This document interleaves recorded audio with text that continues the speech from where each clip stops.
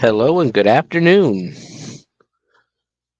Welcome to the Bloody Binge Movie Podcast. We are presenting Shivers this week. Shivers is our paranormal true crime style podcast.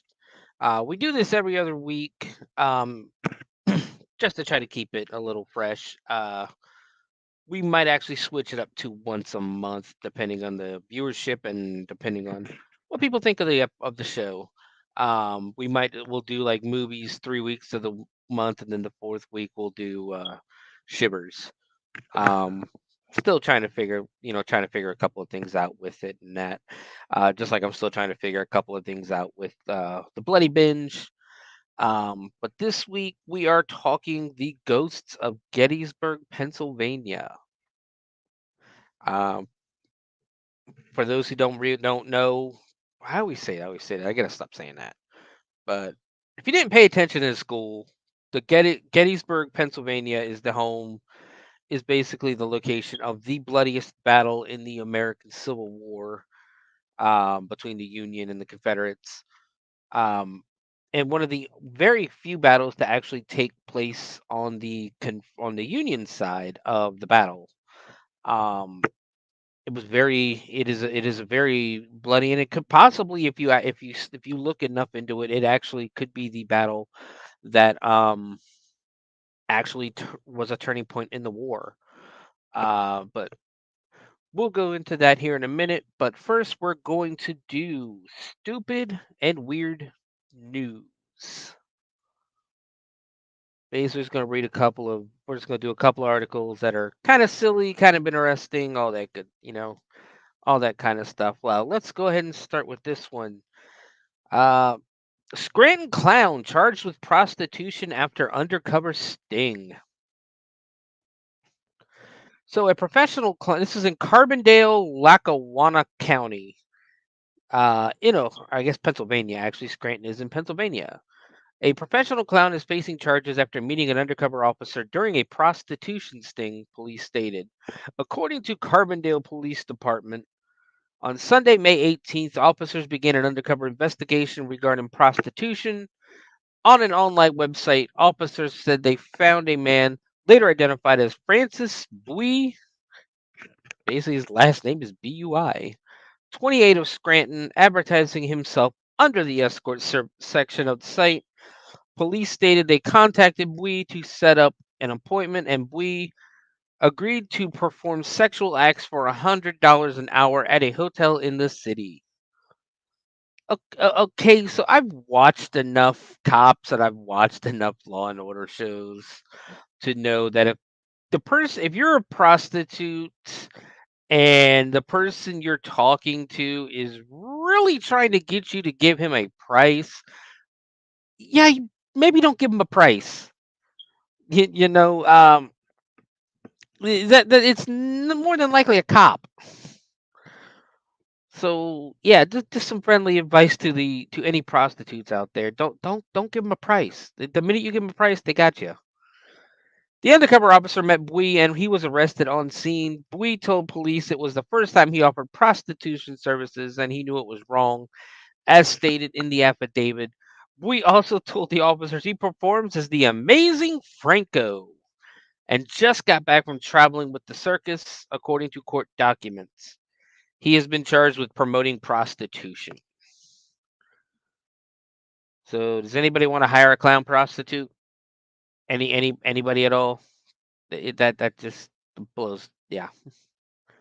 Yep.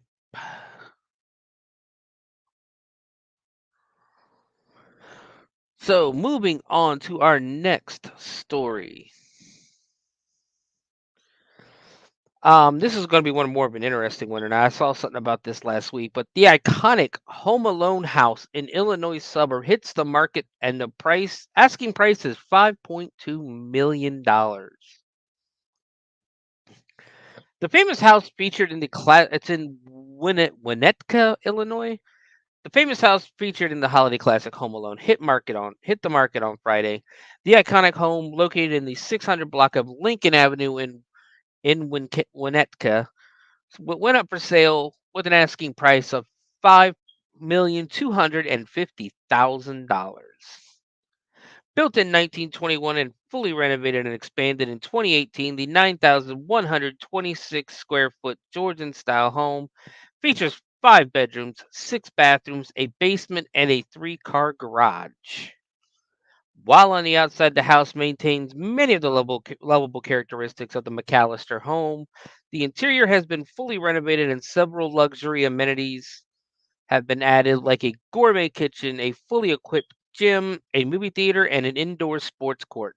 Basically, if you remember the movie, the basement has pretty much been gutted. Um, has been gutted in there that they put like the movie theater, the gym, and an indoor like basketball court. It's like a half. It's only like half a court, but I saw a video of this last week, and it does not look the same inside at all. Um, it's still interesting as hell, you know. If you go to the website, actually, when I'm looking at some pictures right now, there's literally a life-size Lego Kevin McAllister standing in the movie theater with the Home Alone poster. It looks awesome. There's a basketball court. It's like a full-size half-court basketball with 3 rims. Um, Gourmet kitchen. Like it's worth it.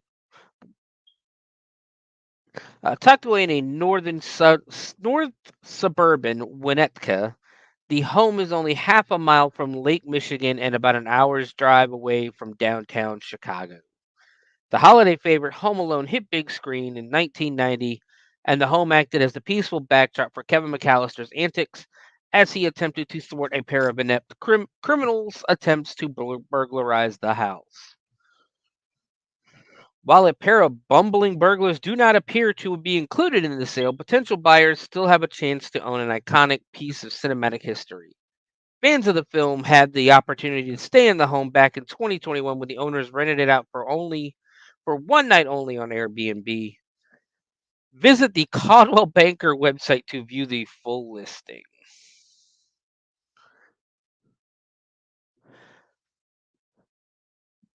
But yeah, anybody got $5.5 million they can lend me to buy a house? I mean that looks awesome. It looks great. Moving on. A story that happens way too often, and sometimes we hear about it, sometimes you're there for it. Uh, Grandma gropes Goofy. So, groping characters at Disney isn't just a drunk middle aged woman's activity. Apparently, there are grandmas in their 60s who like to grab a handful of their favorite costume character every now and then. That's an allegation being made by a Disney employee who allegedly had an encounter with one of these handsy old ladies while in a goofy costume. According to a report from the Orange County Sheriff's Office and reported by WDW News Today, the incident took place back in February. A 32-year-old male cast member who was dressed as Goofy was taking pictures around 10:30 a.m. on the day in question with a family of 4. The cast member says that 3 of the family members posed on his right side while Grandma took the spot on his left and put her arm around him. That's when out of nowhere it happened. Grandma went for Goofy's butt. The report says the grandmother then placed her right hand on his butt and squeezed her hand 3 times. During the squeezing, the grandmother said, "Woohoo! What's the big deal? It's a grandma having a little fun. No harm, no foul." I'm not going to read this because this is not what I agree with. Don't ever do that. Never, never. Don't grope the characters. If you go to Disney, don't grope the characters. Keep your hands to yourself. Go in for the hug. Go in for the picture. Walk away. Do not grope.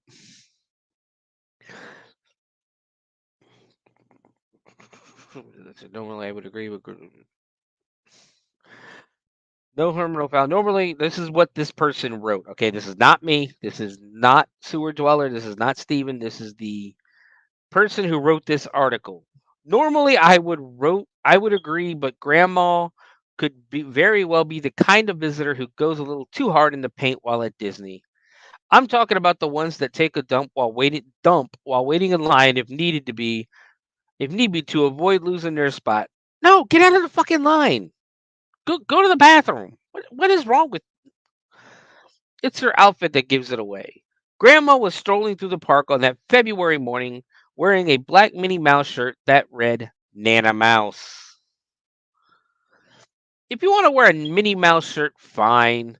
There's nothing, again, this is not me talking. This is not Steven talking. There's nothing wrong with that. The red flag that you're a possible takes a dump in line kind of visitor. No, nobody should be taking a dump in line. Nobody. Don't take a dump in line. Go to the bathroom. Get out of the line. Go to the bathroom. Just the fact that people do that is the Nana Mouse part. Following the butt squeeze incident, Goofy stopped the meet and greet, asked the family to leave.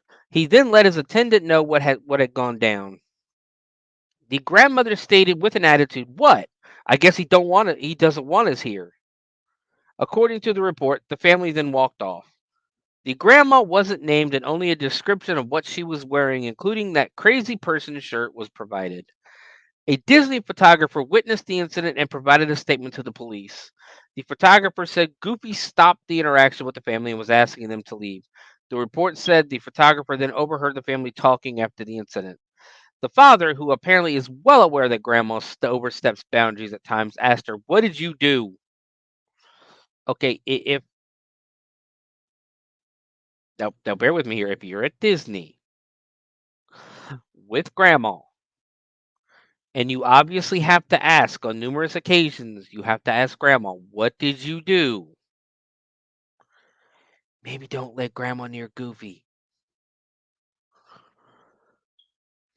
Grandma reportedly replied, "I didn't do anything. Goofy wants us to leave now."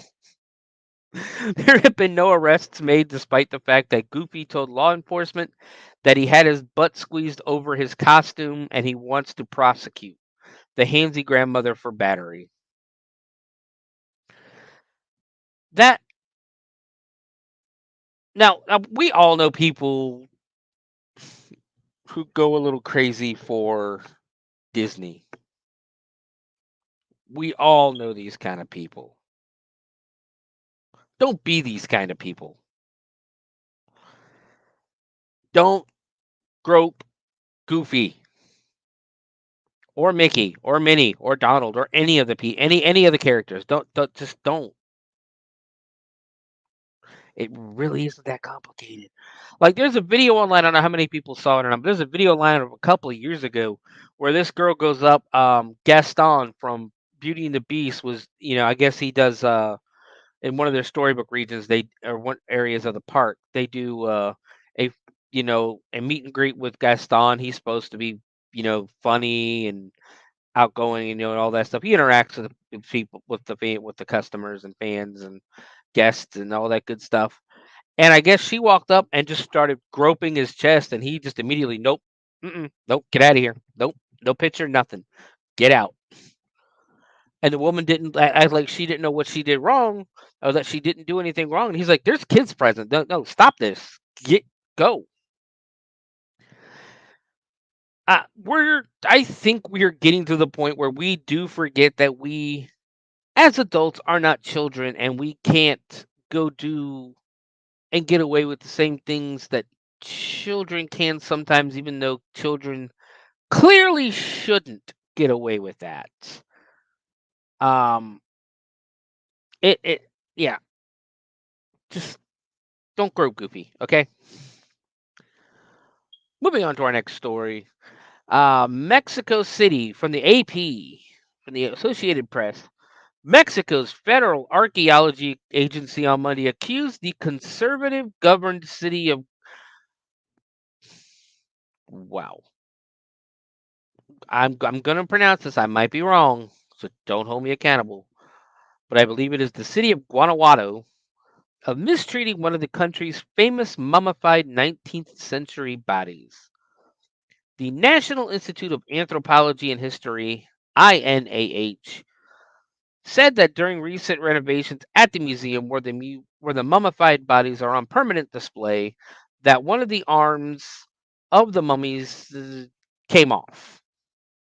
One might think the complaint is all about the dignified treatment of corpses buried around the early 1800s and dug up starting in the 1860s because their families could no longer pay for burial fees. But in fact, the mummies have been on a somewhat grisly display in glass cases in a museum in Guanajuato, the capital of the state of the same name, and toted around to tourism fairs for decades. Some were exhibited in the United States in 2009. We do love our mummies here. We do love our mummies in America.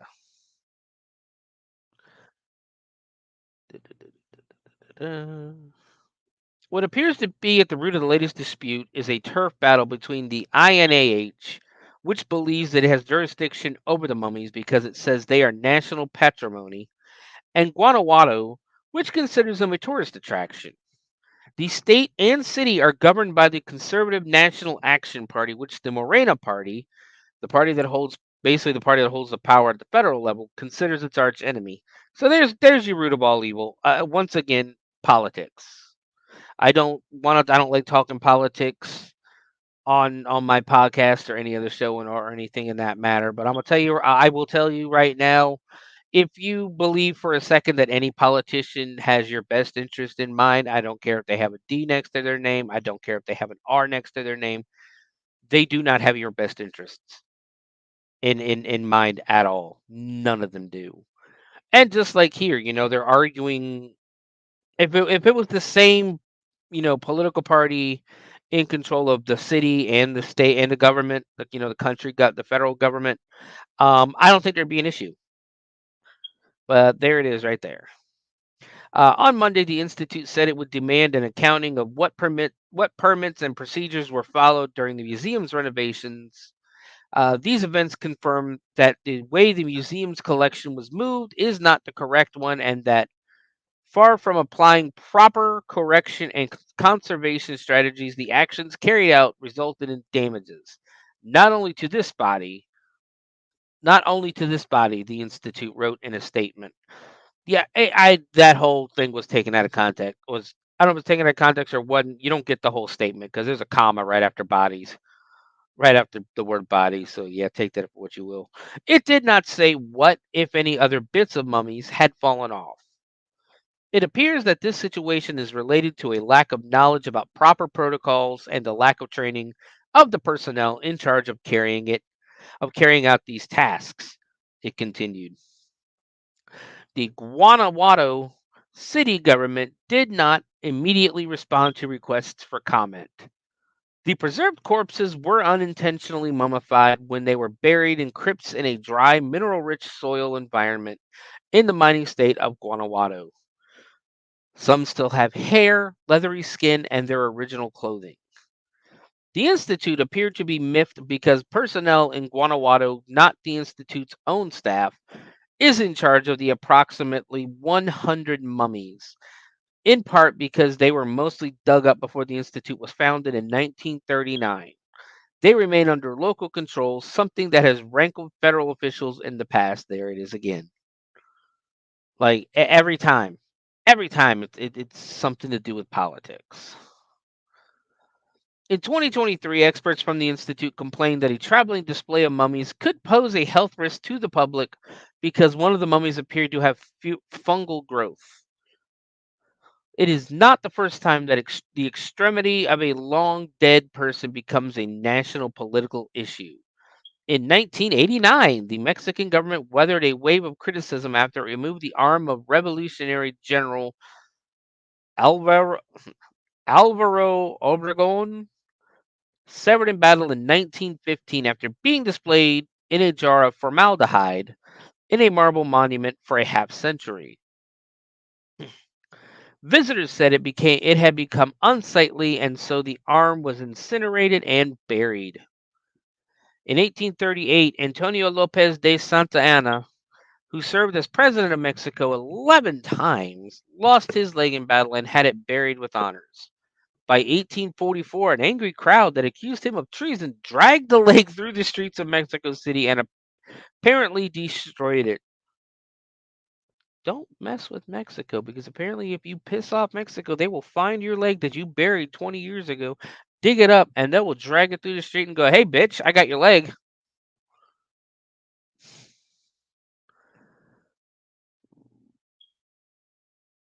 Alright, so moving on to our next story. We're gonna stay down in Latin America, maybe a little South America, because we're going to Lima, Peru. From the Associated Press, with their unmistakable red noses, extravagant shoes, colorful outfits, and unique makeup, hundreds of clowns Saturday gathered in the streets of Peru's capital to mark Clown Day. They have sought for years to gain official recognition of the day, which I'm pretty sure there is a Clown Day in America because there's a day for everything. The colorful parade in Lima, I'm sorry, which includes awards for the best costumes, makeup, routine, and improvisation, takes place every year on May 25th. In Peru, there is Lawyers' Day, Ceviche Day, and we also want a Clown Day because it would open doors for us to have support from the state and from the municipalities, said Marcos Shaninin, known as the Clown Chalupa. Shaninin said the official recognition would give clowns access to government funds and performance spaces overseen by municipalities and local communities, as well as open the possibility of establishing schools to teach the art of clowning. Just do it. Just open a school. This just seems like a joke. I'm sorry. Members of the parliament have not yet discussed a proposed bill to create the holiday. Shaninin 42 estimated that about 200,000 people across Peru work as clowns, including at children's events and the circus. Miguel Arastine participated in Saturday's parade dressed as his character, Chuchuro. He said establishing the holiday would also be an acknowledgement of the talents that clowns must have. You have the gift. You have to have the gift of acting, the gift of character, of improvising. RS 57 said, "We're all born for something, and making people laugh is a gift." Yeah, we're gonna go ahead and do a we'll make National Clown Day. What the hell?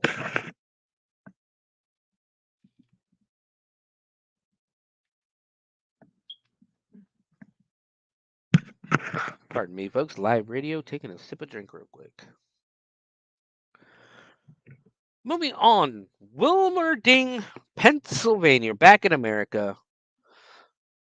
This is an interesting one because a Pittsburgh area fire chief is now facing charges of making terroristic threats and simple assault after allegedly choking the shit out of another firefighter during a fire. So they get a call, they go to the fire, chief gets pissed and just starts choking the shit out of one of his employees. I That's awesome. According to the criminal complaint, West Wilmerding Fire Chief James Pusey, I hope it's pussy, but I'm pretty sure it's Pusey, allegedly grabbed a North Versailles Fire Department lieutenant by the throat and slammed his head against a fire engine. On May 10th, just before noon, crews were called to a fire incident on Orient Avenue in Wilmerding, and multiple agencies were dispatched, including North Versailles. The lieutenant recalled to police in an interview that he approached Pusey about where to park a fire truck at the scene, and Pusey told him to pull it behind a tanker. The lieutenant explained to Pusey that it would not fit behind a tanker, and that when Pusey became agitated, jumped out of the truck and began to scream. So what even is somebody in his own damn apartment?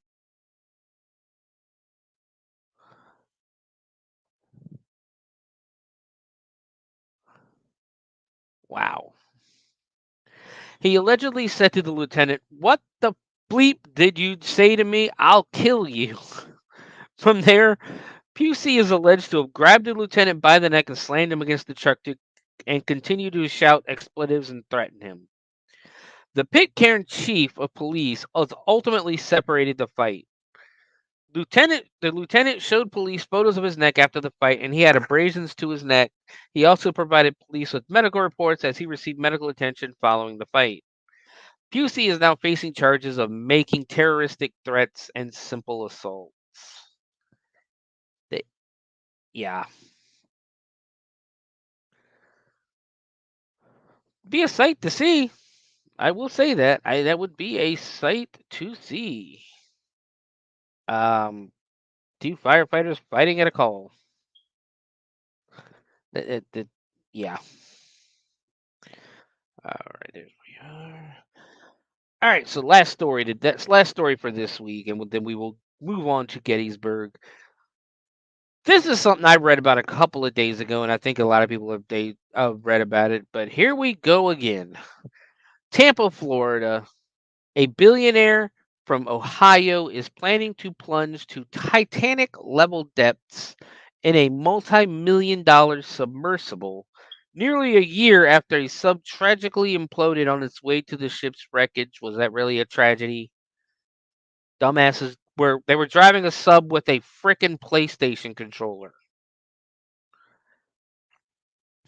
According to reports, Larry Connor plans to take a $20 million deep sea submersible to Titanic level depths to prove the personal sub industry is safe after the tragedy, which claimed 5 lives. It's not safe. It can't be safe. Like I want to show people worldwide that while the ocean is extremely powerful, it can be wonderful and enjoyable and really kind of life changing if you go about it the right way, Connor told the Wall Street Journal.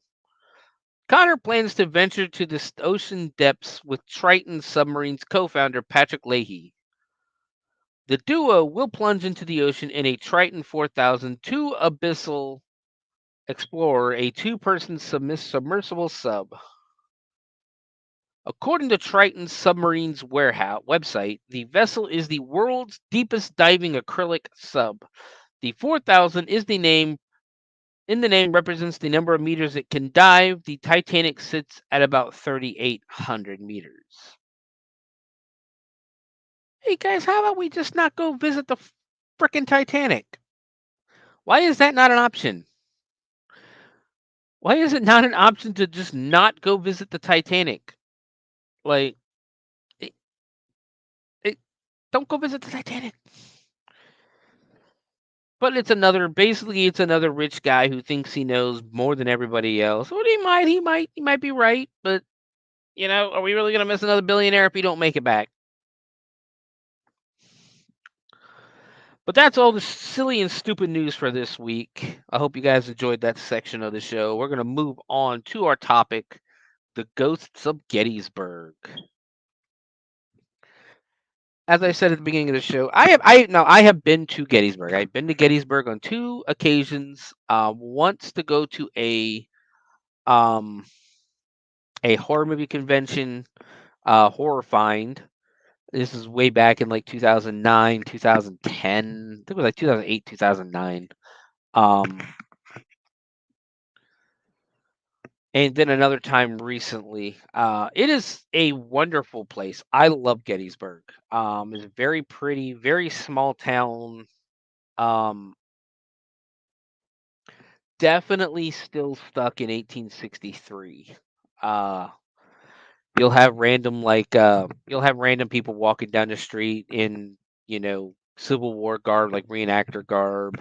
Um, the stores themselves that are up and down the street have wooden floors that creak when you walk, and just like they would back then. And yeah, it's a beautiful city.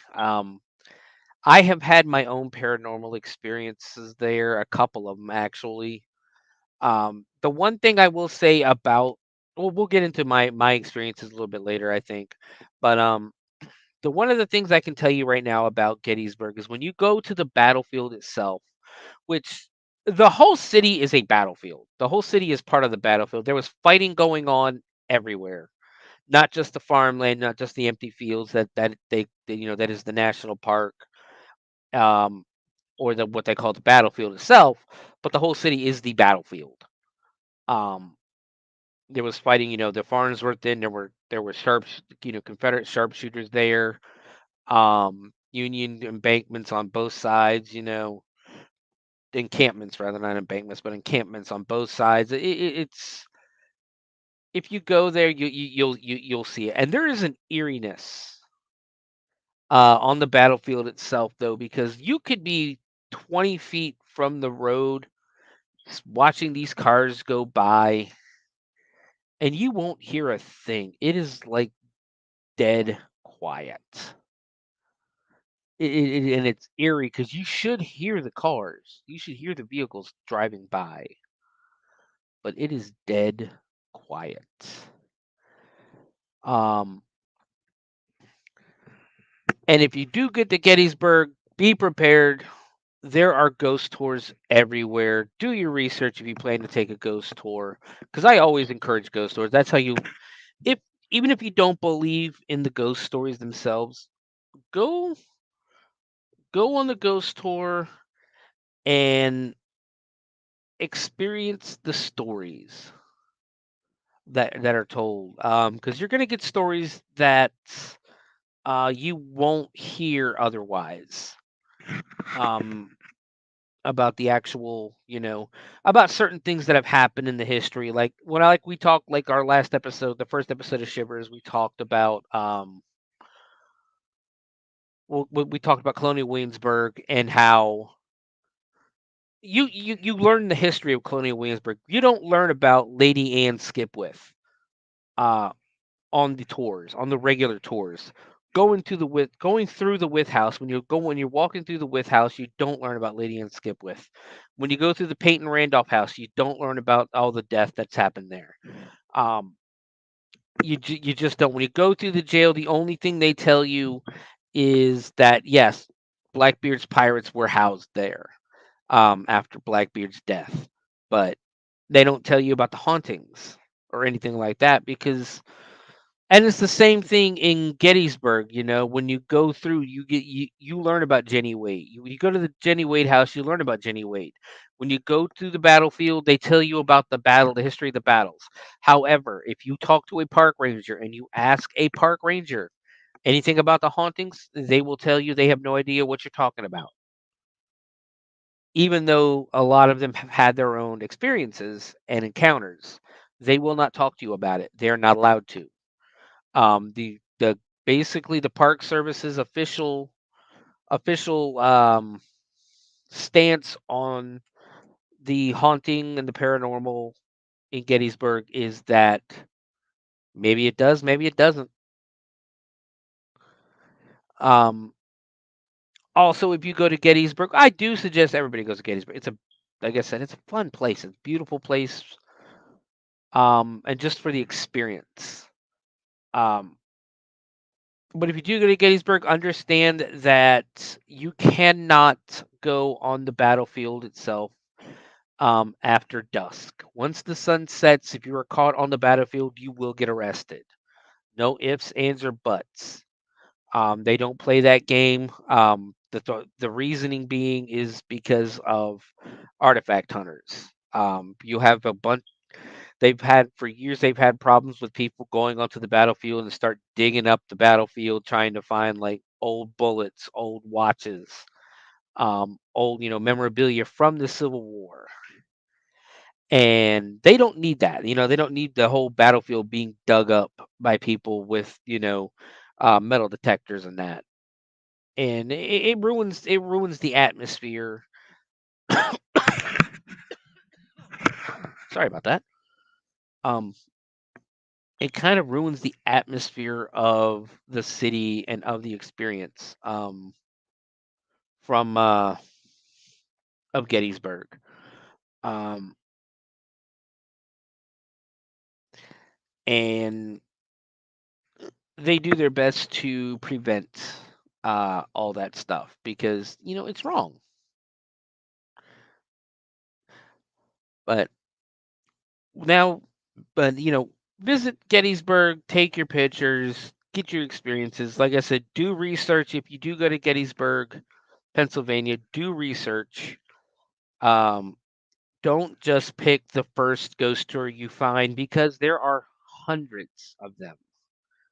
I think last count, the article I read in Gettysburg in 2011 said there was 31 ghost tours just on Baltimore Street, which is the main street in town. Um, so do your research. Um, ask about a couple of these hauntings that I'm going to talk about today. I'm going to talk about some of the main ones today. Um, but by all means, look into some more. Definitely, if you do go, check out the cemetery. If anything, it is one of the most hallowed locations in American history. As it the Gettysburg Cemetery, I think it's the Gettysburg National Cemetery is what they call it, is the location where uh, Abraham Lincoln read the Gettysburg Address. So definitely check it out there. You can get on a tour with one of the park rangers. Get on it. You'll learn. I guess you'll learn a lot of history, but again, if you ask anything about hauntings, they will tell you they will not answer. You will get a generic answer, guys. So let's get started with Gettysburg. By early summer of 1863, the war in the East was going well for the Confederacy. Robert E. Lee, confident after his victories at Fredericksburg and Chancellorsville, urged President Davis to once again take the war to the North. By doing so, this would take the fighting out of Virginia and relieve the pressure being felt by the government in Richmond. It would also ease the load on the Confederate supply lines because if the invasion could be pushed far enough to the north, it would allow the soldiers to live off the land. In addition, Lee's invasion would also draw attention away from Grant's siege of Vicksburg. Plus, if any northern towns could be captured by the Confederates, it just might push the war-weary citizens of the North to the discussion of a settlement between the two nations. What also isn't discussed in this, right in that first paragraph, there is simply there was also, you got to remember, there was a blockade going on where the North wasn't, basically was blocking the South. The Union was blocking the Confederacy from selling any kind uh, of their product, of any of their resources, any kind of cotton, any kind of you know produce, anything uh, could not be sold to the North. Anywhere north, um, and supplies couldn't get to the South. Supplies that were badly needed down there, especially war supplies. Until England joined and actually joined the war on the side of the Confederacy, but it was too little, too late. So let's keep moving. It seemed as though the outlook from a northern invasion was completely positive, and if a downside existed, Lee couldn't find it. So, moving in secret, Robert E. Lee began his northern thrust on June 3rd, 1863. He marched his troops into the Shenandoah Valley and pushed them on, using the mountains as a shield. After the death of Stonewall Jackson, Jackson. A short time before, the Army of Northern Virginia had been reorganized into three corps, each commanded by A.P. Hill, Richard S. Ewell, and James Longstreet. The cavalry was commanded by the magnificent Jeb Stuart. Although unaware of Lee's plans, the Army of the Potomac, under the command of Joseph Hooker, realized that a major enemy troop movement was underway following a cavalry engagement at Brandy Station on June 9th. Hooker then cautiously followed Lee's march to the north, keeping his army east of the mountains and between Washington and the Confederates.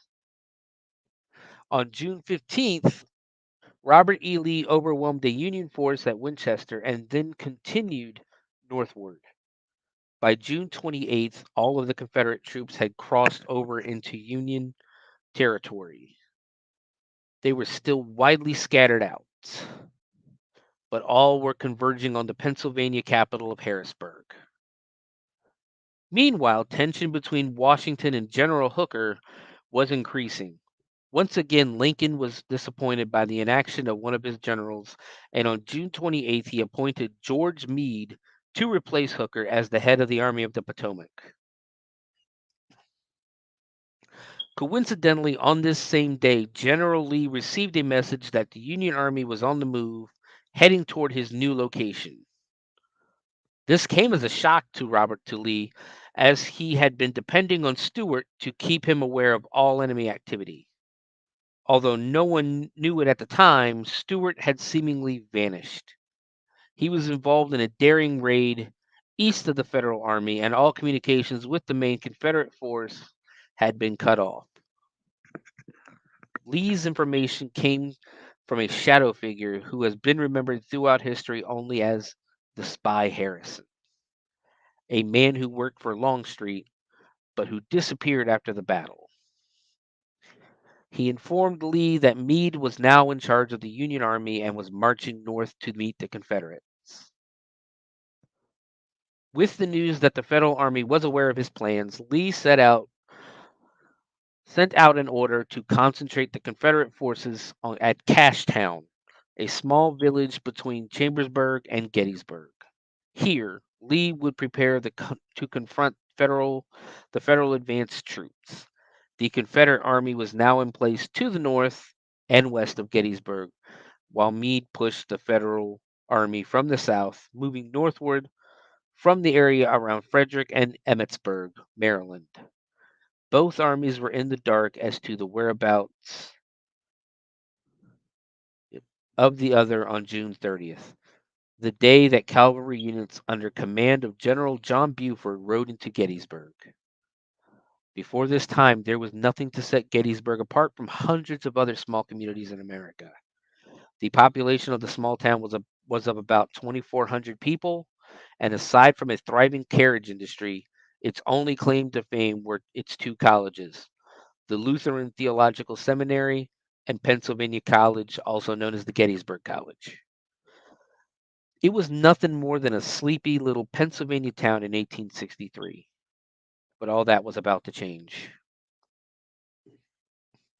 Buford's cavalry rode into town on June 30th and established a picket line on the other side of the Lutheran Seminary to guard approaches to the town from the west. By coincidence, a brigade of Confederate infantry under General John Pettigrew of A.P. Hill's Corps had been sent to Gettysburg from Cashtown to scout out the area that same day. Legend has it that the Confederates were actually looking for shoes, but they were actually on a reconnaissance mission. For whatever reason, the two groups bumped into each other, it seems likely. With two large armies in such close proximity of each other, they were bound to run into each other at some point. However, once the Confederates spotted the Union pickets, they rode to the west to report the enemy presence. The fighting lasted for 3 days, across the hills and through the forests, and even the streets of Gettysburg itself. By the end of the third day, the Battle of Gettysburg was over. It would be remembered as the bloodiest day of the war, as almost 1/3 of the men engaged in it were lost. The next day, July 4th, both armies remained on the battlefield. with Meade and Lee each waiting for the other to move. When nothing of significance occurred that day, Robert E. Lee realized that his invasion of the North had come to an end. He was now far from his supply line and was running low on ammunition, not to mention the fact that the Confederacy could not afford the over 28,000 casualties they had sustained. It was time to return home. That afternoon, Robert E. Lee began his long retreat back to Virginia, while George Meade, despite urgings from Washington, declined to attack the retreating force.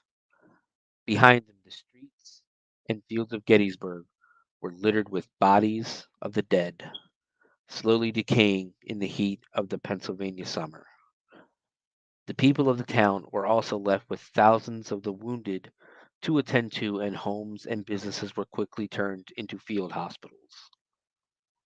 Wounded men were brought into our houses and laid side by side in our halls and rooms, one local woman recalled. Carpets were so saturated with blood as to be unfit for further use. Walls were blood-stained as well as books that were used as pillows. The dead also lined the streets and walkways, rotting in the summer sun. Corpses swollen to twice their original size, wrote a federal soldier, actually burst asunder. Several human or inhuman corpses sat upright against a fence with arms extended in the air and faces hideous with something like very like a fixed leer. In terms of significance, Gettysburg will always be remembered as one of the greatest battles in American history.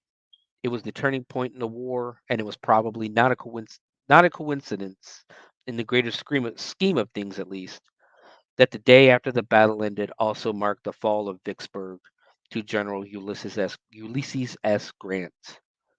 The war had just taken a darker turn for the Confederacy. The battle would have a lingering effect on the country, not only for the armies of the Civil War, but for the America itself, as an effect that still lingers today. It goes without saying that the Battle of Gettysburg left a tremendous mark on the small town and on the fields where the fighting actually took place. Few are surprised to learn that many of the buildings in Gettysburg and many locations on the battlefield are now believed to be haunted. In places where so much death and destruction took place, the stories of ghosts and spirits often follow. And in Gettysburg, such spirits make themselves known more strongly than just about anywhere else. There is an interesting thing about visiting the Gettysburg battlefield. You can go into just about any business in town and ask where to find the battlefield, and they will tell you that you are standing in it. That is not a lie. If you go and ask anywhere, anyone in town, if you go into an ice cream shop, if you go into a restaurant, if you go into a souvenir shop or anything like that, and ask how to get to the battlefield, they will tell you because you are in it. You are standing in the battlefield once you're in the city of Gettysburg. Of course, the official battlefield, which lies just outside of town, is operated by the National Park Service. But during the fighting of July 1863, virtually the entire village was a battleground.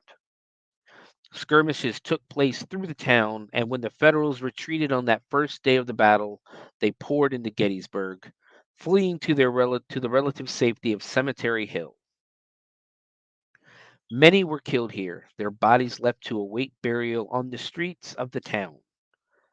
The fact that these bodies were left here in the July heat has given rise to one of the many ghostly tales of Gettysburg, as mentioned in the first. I'm going to skip that.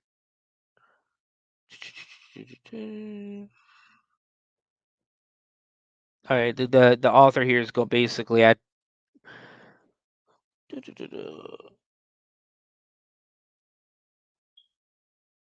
All right, so we're going to move on to our first location, Pennsylvania Hall.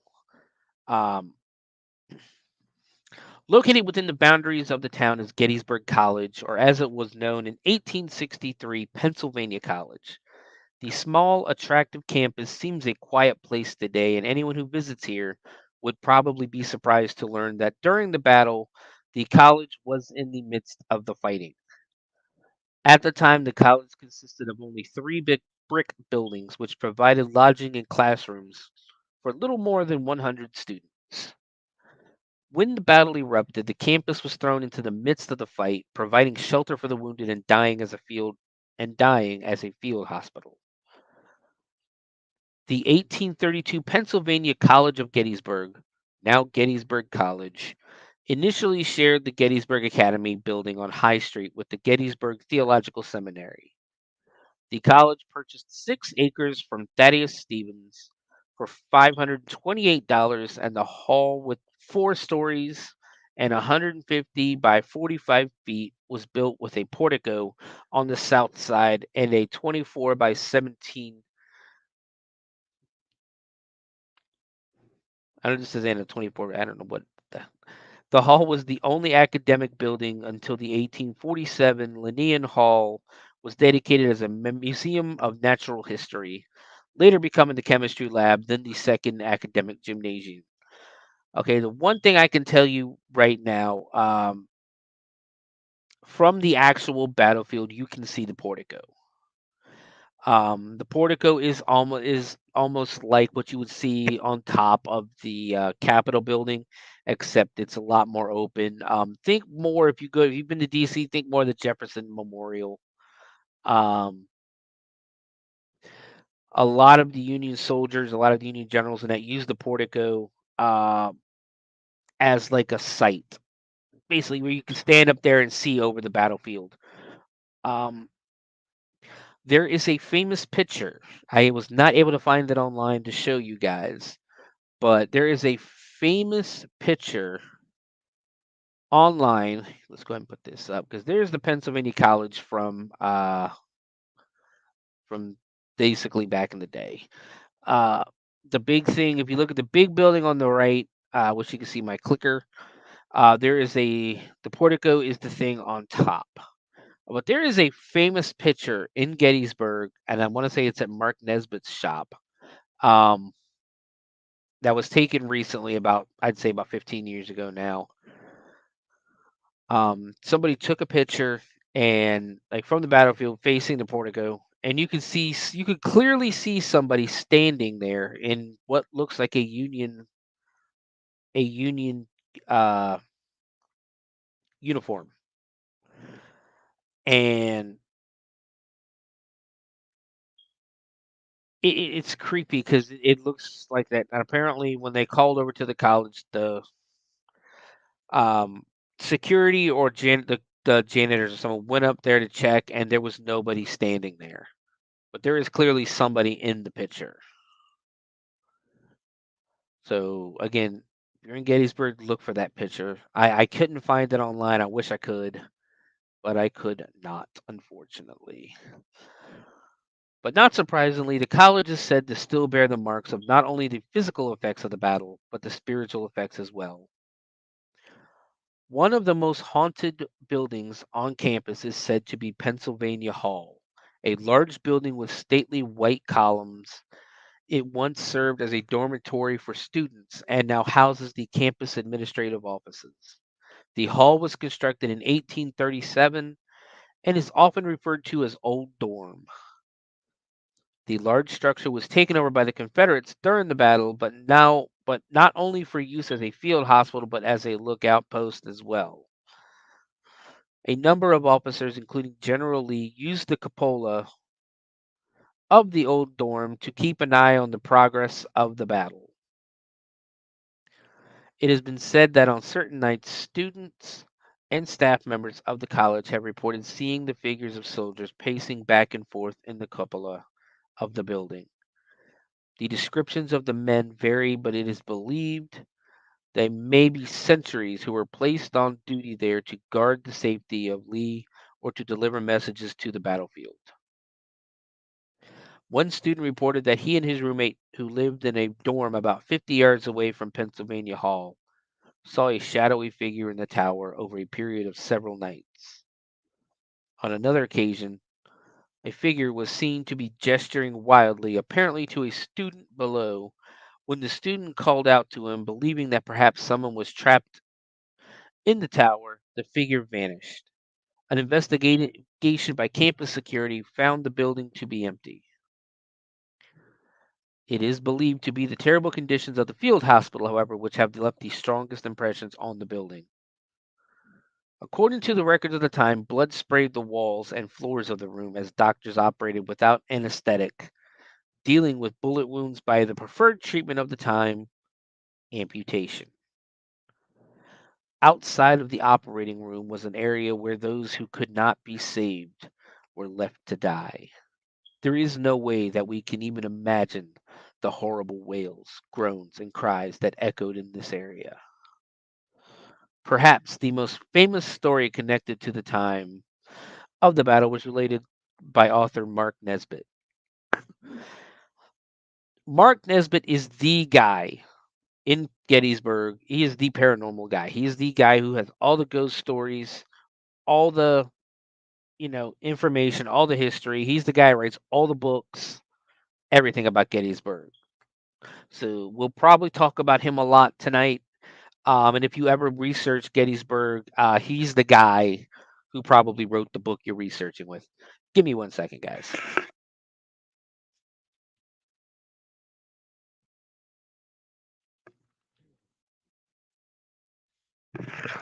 Sorry, trying to wet the whistle.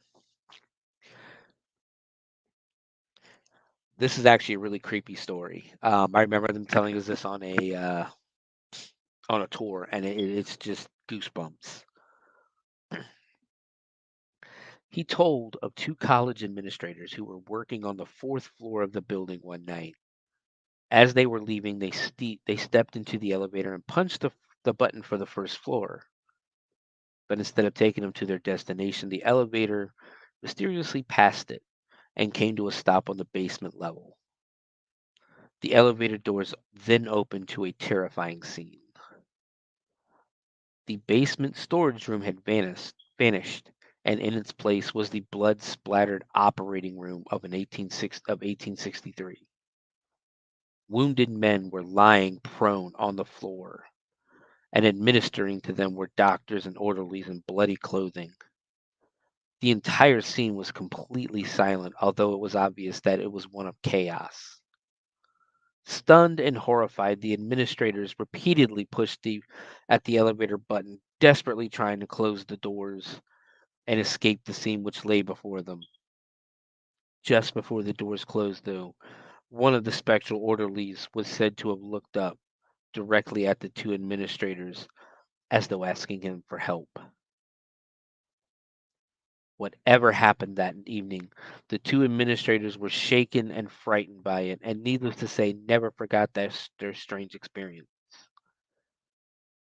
However, you couldn't fault them for their bravery. In the same circumstances, I am not. Yeah, this is what the author wrote. I agree with this person. In the same circumstances, I'm not sure I would have done what I would have done. But both of these men continued to work in the building. That would just be an absolutely terrifying thing.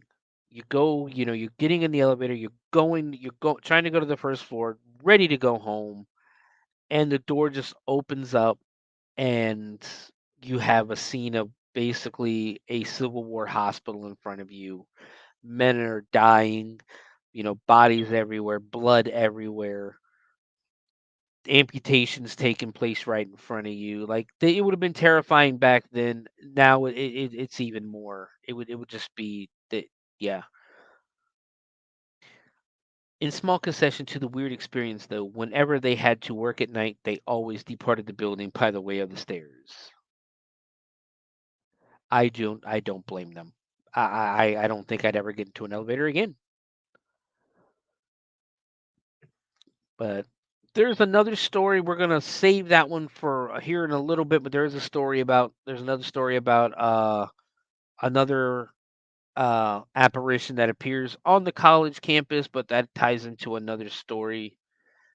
So we are going to move on to the battlefield.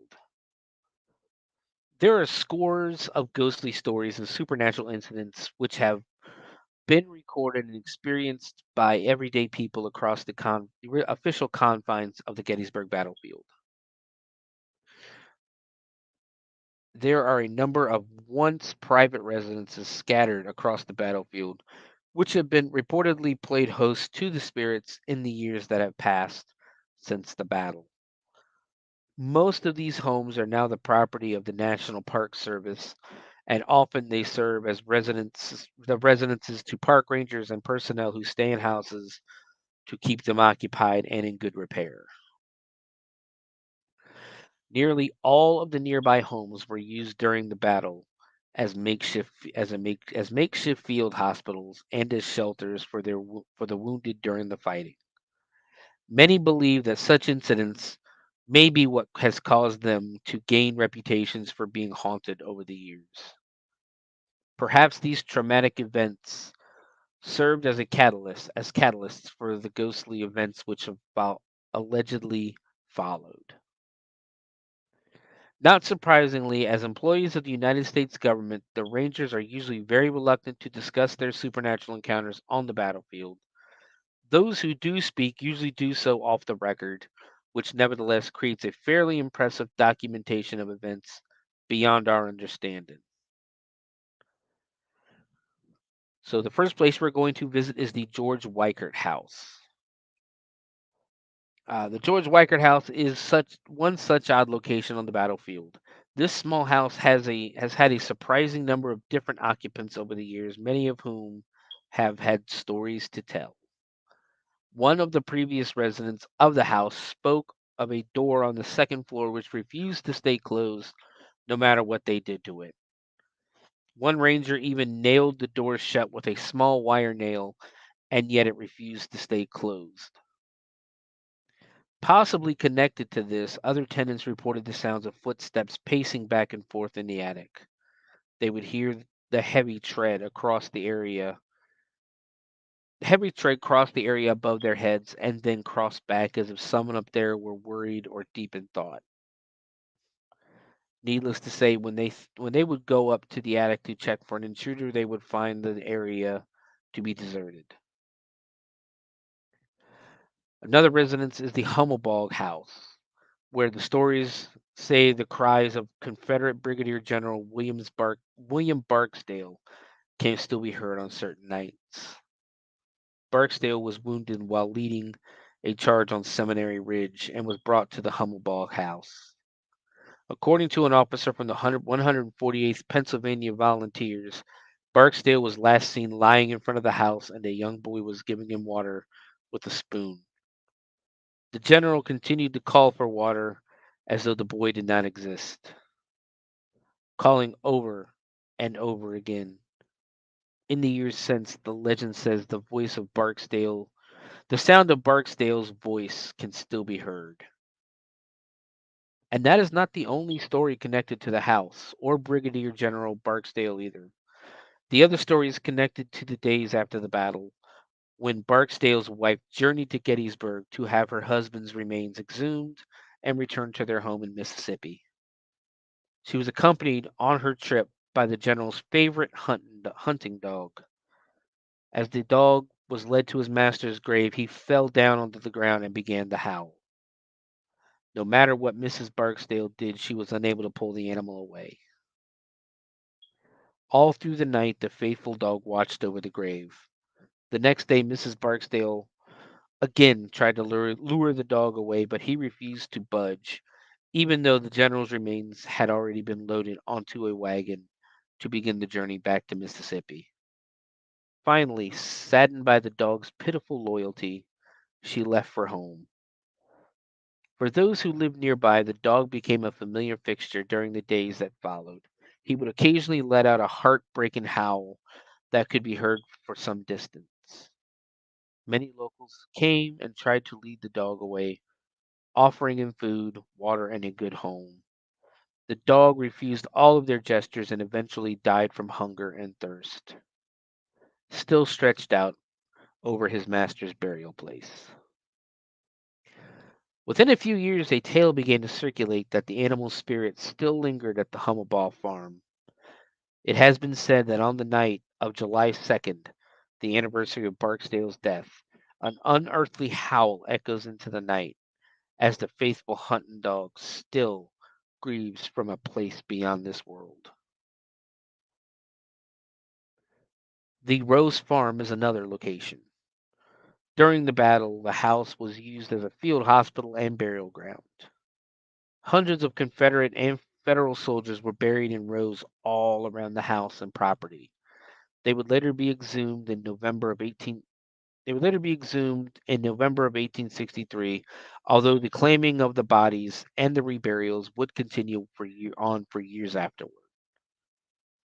According to a local doctor named Dr. J.W.C. O'Neill and reported by author Mark Nesbitt, one of the daughters on the Rose Farm actually went insane during the exhumations, having lived through both the battle and its aftermath.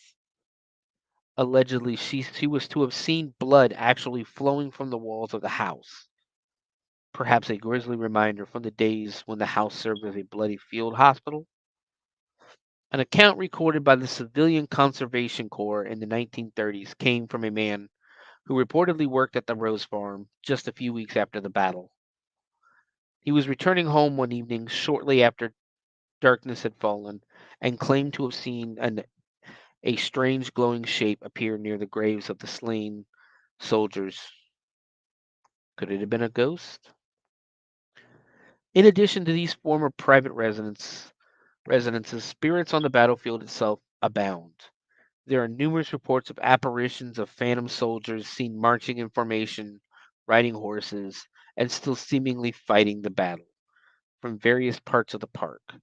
These ghosts haunt the fields where Pickett's charge took place, the slopes of Little Round Top, the peach orchard, the wheat field, and many other places. I would be more shocked if they didn't. Um, in my opinion, I am always I think in my opinion at least my personal opinion, most hauntings are memories. Um, the ghosts, the apparitions are the spirits are basically reliving a very impactful moment of their life. For these spirits, Gettysburg was, we still talk about Gettysburg to this day, 160 years later. Um, 100, yeah, 160 years later, we still talk about Gettysburg as if as if it just happened. We learn about it in school. It's one of the few battles. It was one of the few battles in the Civil War that when I was in school at least, we took at least a good day and a half to learn. Um, so with how bloody and how violent the fighting was in Gettysburg, it does not shock me. It would not shock me if um, they were still reliving the fighting. They were still reliving the war. For those of us who love history, Gettysburg is a destination where the familiar with its past can't help but secretly imagine the events of those 3 horrific days as they walk on that hallowed ground. That's what I think a lot of people don't forget too, is that the Battle of Gettysburg was only for 3 days. It only lasted 3 days, and those 3 days completely turned the entire war around. The Civil War reenactors are among the most devoted. Each year on the anniversary of this battle, these people reenact those critical days. For those wearing authentic looking uniforms, they are aware that what they are doing is just replaying past events. However, for those spirits who linger behind and have been fighting this battle for the last 160 years, the events are very much real to them. One such reenactor, Ken Gerhardt, learned the lesson that the events of the past may at times intermingle with the present day. He went out to Ziegler's Grove with a couple of other storytellers. He was wearing a Confederate uniform, and he went down to the area where a bunch of Ohio Union soldiers were massacred. Another woman convinced him to play Dixie on his jaw harp in an attempt to evoke a response. he suddenly felt a debilitating blow to his stomach. He said he was not hit with a physical bullet, but it felt like one. This sensation brought him to his knees, writhing and screaming in pain. Two friends came over to help him leave the woods. He then heard a disembodied voice say, "You knew what you did was wrong, but you did it anyway. So don't come back until you've learned your lesson." He believes it was one of the Ohio men who was massacred. In light of their situation, it was certainly the wrong thing for him to do. I don't know if it was the wrong thing for him to do. If you wanted a response, what better response are you going to get? You know, um,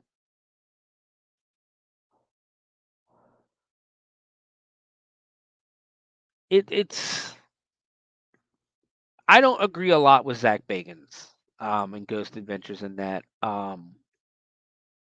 But I do agree that dressing in old garb. I do agree that you know firing a gun in an area where gun where war was happening or gunfire was prevalent, um, and basically doing things to invoke the spirits, will work. To me, in my opinion, they will work. You will get your reaction that you want. However, don't expect to always get a positive response. Kevin Gerhardt had another ghostly encounter on the battlefield he will never forget. He came across a living man crying. The man lifted up his shirt and showed red scratch marks that were forming into welts. An unseen force had held the visitor face down for over a minute. When the man finally turned to fight back, there was no one of this world there. Suddenly, he felt some unseen presence drag him by his wrist down the hill. As he was being dragged down the hill, he saw a pit filled with Confederate soldiers who were reaching up trying to grab a hold of him. Some unseen saving force grabbed him by the other wrist so he was able to stand upright. Just then, the whole scene disappeared. Ken later learned that the whole field had been filled with burial pits. The men were just the men were just digging new holes, filling them with the Confederate soldiers, and then moving on to the next pit. That would just be absolutely terrifying. So we're going to move on to another part of the battlefield and one of the most haunted part of the battlefield. We are going to Devil's Den. This would be a picture of Devil's Den back then. This is what it really looks like now. I have been to Devil's Den and I heard there was nobody there. Like there was nobody else there. It was just me, my wife, and my kid, my youngest. And we were up right about where this picture is being taken. Nobody else around. I 100% heard what I thought was the rebel yell.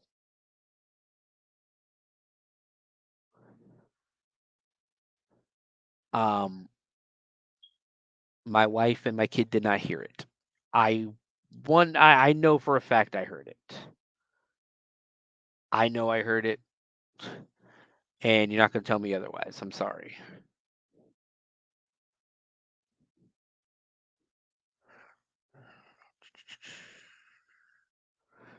So we're going to move on to Devil's Den.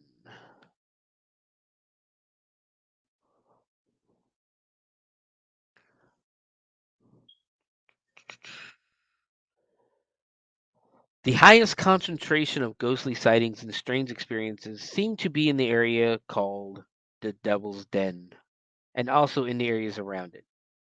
It is in the nearby triangular field where electronic equipment and cameras are said to seldom work. It is in the aptly named Valley of Death, where the apparitions of soldiers are frequently reported. And it is in the Devil's Den itself, where not only are the ghosts of the slain soldiers seen, but they are heard also. If there is a place on the Gettysburg battlefield which is more haunted than any other, there is little doubt that such a place would be the Devil's Den. The event which created the lore and legend of the Devil's Den is undoubtedly the fighting which took place here on July 2nd, 1863, the second day of the Battle of Gettysburg. However, stories surrounded the place long before the battle was ever fought. According to early accounts from the area, the tangled outcropping of rocks was a Native American hunting ground for centuries, and some say that a huge battle was once fought here called the Battle of the Crows, during which many perished. A Gettysburg writer named Emmanuel Bushman wrote in an 1880 article of the many unnatural and supernatural sights and sounds that were reported in the area of the Round Tops and what he called the Indian Fields. He wrote that the early settlers had told stories of ghosts that had been seen there, and that that Indian war whoops could still be heard on certain nights. I could have heard the Indian war whoop. I heard something that night, that day.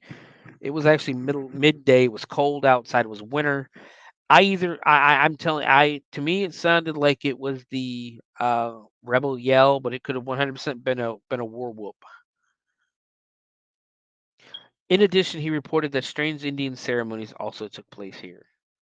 In 1884, Bushman also wrote with the idea that an ancient tribe had once lived near the site of Devil's Den, that he believed the scattering of boulders to have once been part of a tall pyramid.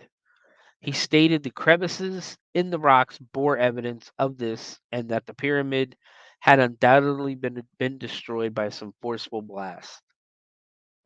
While this is extremely doubtful, it does give the reader an idea of the lore that surrounded the area, even before the battle. According to the local legend, the name Devil's Den was actually in use before the battle took place. Most everyone in their letters home and in the explorations of the battlefield after the fighting referred to the rocks as a desolate and ghostly place, or mentioned the ominous characteristic of the rocks. Many others felt that the rocky outcropping actually marked the entrance to a cavern, and while no cave exists here, those who visit the location can understand the mistake. Yeah, I mean, you look at that one, then you look at the new one. That's exactly what it looks like. It looks, and you can climb on these rocks, but it does look like it's going into the ground. But there is no entrance. There is no cave. There really isn't.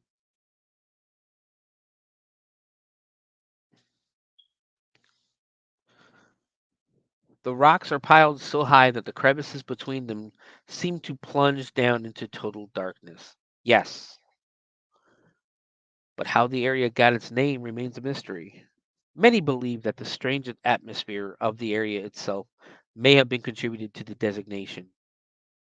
Another legend persists that the Devil's Den was always known for being infested with snakes. The legends say that one gigantic snake in particular eluded the local hunters for many years, and they were never able to capture or kill him. He was allegedly nicknamed the Devil, and thus the area of rocks was called his den. No matter how the area got its name, it was apparently already considered a strange and haunted spot before the battle, at least according to Emmanuel Bushman. In the years which would follow, the Devil's Den would gain an even more fearsome reputation. One second, guys.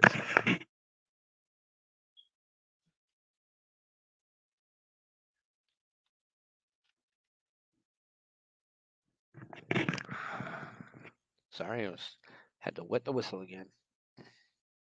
On the morning of the second day of the battle, General Lee was of the opinion that by simultaneously attacking the Union flanks, he could drive the enemy from the field. His plan was to send Longstreet's corps against the Round Tops, with his main thrust of attack being made by divisions under John Bell Hood and Lafayette McLaws against the Federal left flank. Lee ordered Longstreet to move his men southward without being detected and form lines against the Union flank. Unfortunately, the Southern troops had no guide to the battlefield, and huge delays were caused by marching and countermarching. These delays then led to exhaustion and frustration on the part of the troops. By the time they were in position, some of the officers raised doubts about being able to mount much of an attack before dark. To make matters worse, they also soon discovered that their battle lines did not envelop the Union flank. Thanks to the fact that General Sickles had decided that he didn't like the area where he had originally been posted. The Union lines now stretched into the peach orchard and appeared to extend all of the way to Big Round Top. This relocation had placed Sickles in front of the rest of the army, opening up his flanks to attack. The peach orchard had become the center of Sickles' line, with his 2nd Division under Brigadier General Andrew A. Humphreys curving back to fill the space between the peach orchard and the Devil's Den. He had all but abandoned Little Round Top. The position of the Devil's Den was commanded by Brigadier General John Henry Hobart Ward, and it was located at the far end of the Union line. The fight for Devil's Den soon began, and as the battle progressed, the terrifying terrain and the sharp piles of boulders created a maze for the troops on both sides. The lines were broken, first into regiments, and then it was man against man. The boulders provided dozens of hiding places and ambush spots, and men ran from boulder to boulder, ducking and shooting as they ran, never knowing if an enemy or friend lay around the next corner. Before the Confederates could even reach the Devil's Den, they had to cross an area known today as the Triangular Field. Waves of Confederate troops from Texas, Arkansas, Alabama, and Georgia crossed the field, clashing with the Union soldiers who hailed from places like New York, Maine, and Pennsylvania.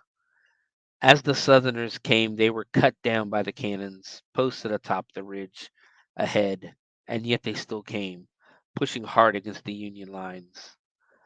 As the Texas troops mounted the slopes toward the Federal position, they were attacked by the 124th New York, who soon withdrew from the ferocity of the Confederate charge. As the Union men fell back, Alabama troops swept into the triangular field and charged into the boulders beyond it. Deadly fire was poured down upon them, and they managed to get through, but not without giving the area a gruesomely appropriate nickname, the Slaughter Pen. The Confederate men overwhelmed the enemy position and took control of the ridge, but they would not hold it for long. The Federal forces countercharged, and the Maine and Pennsylvania troops pushed the Confederates back. The rocks of the Devil's Den had become a slaughterhouse. Bodies were strewn across the boulders, and they had tumbled down into the wedges between them. The Federals were attacked again, this time by troops from Georgia, who had been given the grim task of advancing across the triangular field against the Union position. As they reached the slaughter pen, they were charged by the 40th New York, who were soon driven back and forced to retreat as the Federals pulled back their lines. One last surge of men from Texas and Georgia finished the skirmish, and the Confederates claimed the Devil's Den as their own. The Texans swarmed the ridge and once again reached the Union's abandoned guns. They turned them to point to the muzzles toward the fleeing enemy, but there was no ammunition to be found. The Federal troops continued to fire upon their deserted position, and many of the Texans continued to fall. George Bernard, a color bearer, planted the flag of Texas on the highest rock above the Devil's Den, only to be hit by a Union shell. After the withdrawal of the Federals, the Georgians reported the overwhelming sound of the rebel yell from the Devil's Den, and they pushed hard against the Union troops, still to the front of them. The Federals were moved back and began to suffer from heavy fire from the Devil's Den. Finally, it was more than they could take, and they began to retreat. After hours of bloody fighting, the Confederates finally controlled the area. The fight for the Devil's Den may have been the most confusing and intense skirmish on the battlefield that day. The heat of the afternoon and the collapse of the battle lines, thanks to the difficult terrain, had caused the entire chain of events to happen so fast that many of the men were almost stunned to find the battle was over. Stranger yet were the reports from the men who were ordered to stand guard in the tangle of boulders that night. Many of them later spoke of the macabre and unnerving sounds, sharing the space in the looming borders with the bodies of the dead. Days later, the Federals would return to the Devil's Den, this time triumphant, as the battle had come to an end with the Confederate defeat. As men approached, they were stunned by the scene which greeted them. The hills and boulders were covered in blood and carnage, and the dead lay scattered about in every direction. One of the first soldiers to enter the area recalled that some of the dead men had torn and twisted leaves and grass in their agonies, and their mouths were filled with soil. They had literally bitten the dust. That afternoon, the rain began to fall in a heavy downpour that lasted for several hours. The dead men who were already bloated beyond recognition were now drenched and beginning to decay. No one knows just how long the Confederate dead remained unburied around the Devil's Den, but it could have been days or even a few weeks. And many of the bodies were said to not have been buried at all, but merely tossed into the deep crevices between the rocks. The sheer number of supernatural incidents said to have taken place here do lend some credence to the belief that the Devil's Den may be haunted. If Emmanuel Bushman was correct, then the forbidden jumble of rocks was allegedly long haunted before the battle was even fought. If this was the case, then what sort of impact did hundreds who suffered and died here have on the place? The stories about the Devil's Den being haunted began not long after the battle itself. Local legend had it that two hunters had wandered onto the battlefield one day and had gotten lost in the woods near the rocky ridge. They had completely lost their way when one of them looked up and saw the dim figure of a man standing atop the boulders. He gestured with one hand as if pointing the way, and the hunter realized it was in that direction they needed to travel. He looked back to thank the man, but the apparition had vanished. One afternoon in the early 1970s, a woman was said to have gone into the National Park Service Information Center to inquire about the possibility of ghosts on the battlefield. One can imagine just how many times this question must come up, and although the position of the park is to neither confirm or deny the ghostly tales, the ranger on duty was reported to have asked the woman why the woman wanted to know. The visitor quickly explained that she had been out on the battlefield that morning, photographing the scenery. She had stopped her car at the Devil's Den and had gotten out to take some photos in the early morning light. The woman stated that she had walked into the field of small boulders, which are scattered in front of the den itself, and had paused to take a photo. And just as she raised the camera to her eye, she sensed the uncomfortable feeling of someone standing beside her. When she turned to look, she saw that a man had approached her. She described this man as looking like a hippie, with long, dirty hair, ragged clothing, a big floppy hat, and noticeably no shoes. The man looked at her and then simply said, "What you're looking for is over there," he said and pointed over behind her. The woman turned her head to see just what the unkempt fellow was pointing at, and when she turned around again, he had vanished. There was no trace of him anywhere. A month or so later, the same ranger was on duty at the information desk when another photographer had come in and asked almost the same question. He too had been taking photos at the Devil's Den, only this time he had taken a photo about a month before in which the image of a man had appeared on the exposed frame, a man who had not been there when the photo was taken. When asked what the man looked like, he also described the man as looking like a hippie. Remember, this was the early 70s, and also mentioned his long hair, old clothing, and the fact that he was barefoot. Could this have been the same man? And if so, who was he? During the war, many of the Confederate soldiers, and especially those connected with the fighting at the Devil's Den, were from Texas. At that time, this was America's most remote frontier, and most of these men did not receive packages from home containing shoes and clothing as many of the men from the states in the immediate vicinity did. Because of this, the wild Texas boys were often unkempt and dirty, lacking shoes and new clothing. Could this reported specter be one of the soldiers from Texas, still haunting the rocks of the Devil's Den? Since those reports from the 1970s, this same soldier, or at least one fitting his description, has been reported several times in and around the rocks of the Devil's Den. According to some of the stories, a number of visitors have mistaken the man for a Civil War reenactor and have even had their photographs taken with him.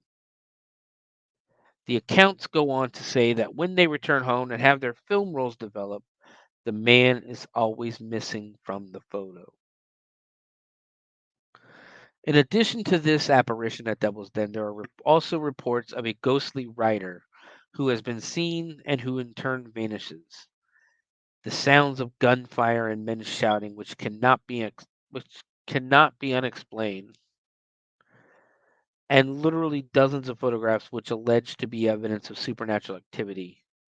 And speaking of photographs, another paranormal happening in the immediate area is the reported failure of cameras in the nearby triangular field.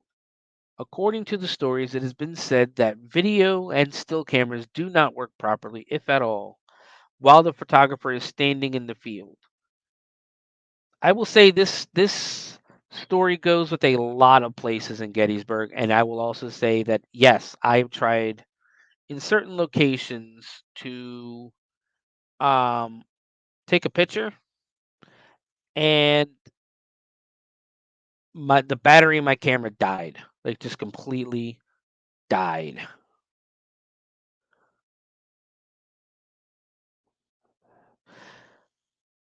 And it's the weirdest thing because these were fresh batteries in the camera.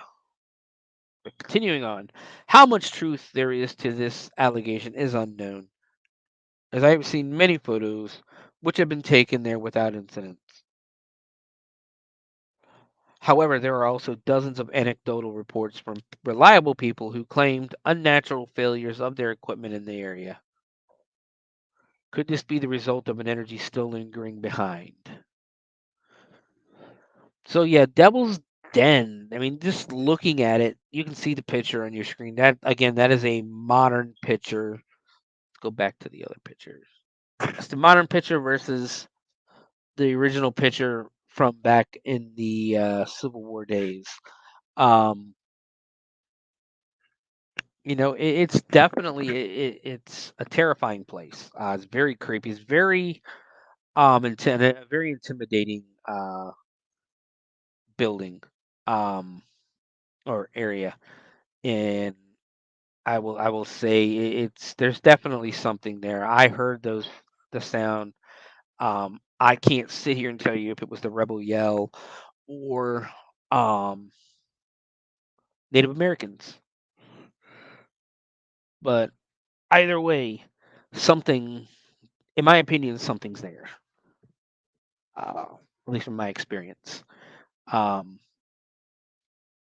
so we will move on. We're gonna leave the battlefield now and go back into town uh, to the Homestead Diorama Museum.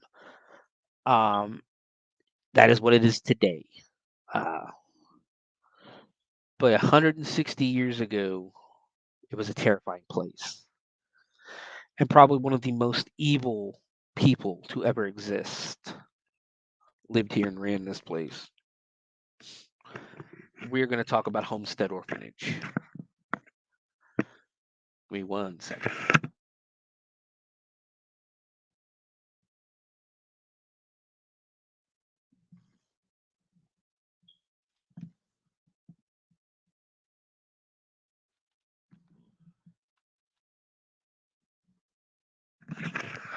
This is going to be a deep one. So, 1,000 yards away from the battlefield, in the basement of the Soldiers Battlefield Museum, is another site with a lot of paranormal activity. Sorry, I had to sneeze. Why there? This was once the location of the Homestead Orphanage, which was built in 1866 and later closed in 1877. There are many times that you go into the basement and feel a heaviness, and many report the feeling of being watched not by a pleasant person. As one sees moving shadows at times, one feels a pinching sensation on their shoulder or a knuckle being ground into the muscle of the back. Who is responsible? It has to be Rosa Carmichael, the old headmistress of the orphanage. If any lady ever deserved the death penalty, this one would have been a contender. She is pure, unadulterated evil. The Homestead Orphanage was opened in Gettysburg to provide shelter and food for children and their mothers who were left destitute after the death of their husband or father during the war. The orphanage idea came about via Dr. John F. Bourne's for the children left behind, and he chose the Gettysburg battlefield as the location to build the National Homestead, as it was called.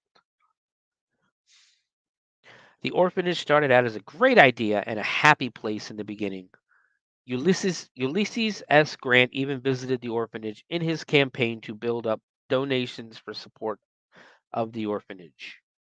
According to sources, an unidentified an unidentified body was found on the Gettysburg battlefield holding an ambrotype of his three children, basically a photo of his three children.